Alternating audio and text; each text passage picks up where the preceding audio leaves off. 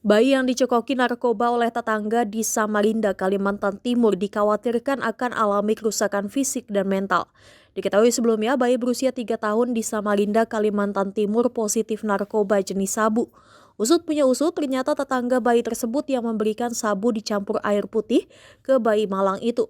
Badan Narkotika Nasional Kota atau BNNK Balikpapan pun buka suara terkait peristiwa tersebut. Dikutip dari Tribun Kaltim pada Senin 12 Juni. Subkoordinator Rehabilitasi BNNK Balikpapan, Dr. Heni Damayanti mengungkapkan dampak negatif narkoba pada tubuh si bayi. Dia memaparkan sabu merupakan narkotika jenis stimulan, di mana efeknya memacu kerja otak dan meningkatkan aktivitas di tubuh. Seperti denyut dan tekanan darah yang meningkat, tubuh sangat aktif hingga sering berkeringat.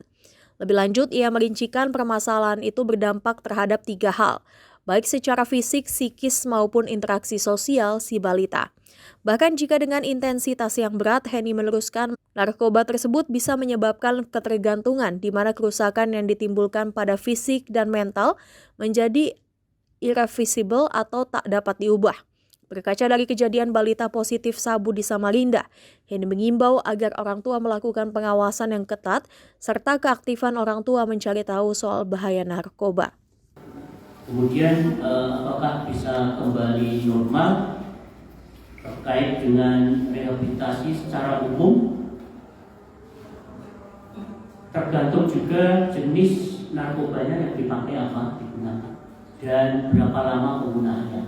Karena ini susunan saraf pusat atau bahasa umumnya adalah otak itu semakin sering diganggu dengan penggunaan zat, maka potensi untuk terganggu rusak misalnya itu semakin parah, penyembuhannya juga parah, termasuk juga jenis zatnya.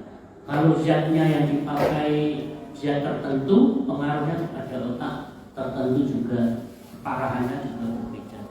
Jadi termasuk juga kondisi individunya, ya, kondisi anak tentu berbeda dengan kondisi dewasa karena tingkat imunitas dari orang dewasa itu lebih tinggi daripada imunitas dari anak, karena anak ini tingkat imunitasnya masih rendah karena secara biologis dia belum mengalami perkembangan fisik biologis yang sempurna, termasuk juga psikisnya.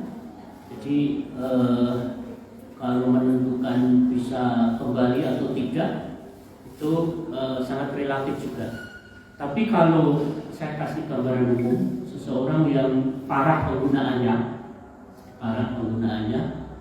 itu artinya kecanduannya sudah tingkat serius tinggi, maka berdasarkan penelitian dari NIDA itu 2 tahun.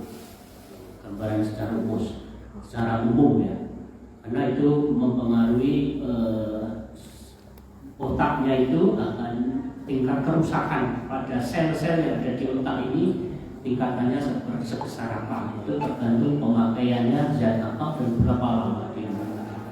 Tapi dari penelitian itu perlu, kalau tingkatnya parah itu perlu 2 tahun.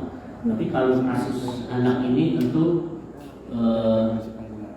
ada faktor risiko yang tinggi karena si pemakainya adalah anak, maka risiko tinggi secara susunan saraf pusat belum berkembang secara normal, kemudian dari biologisnya, dari fisiknya juga belum normal, perkembangannya belum ideal sehingga memiliki tingkat kerentanan yang tinggi.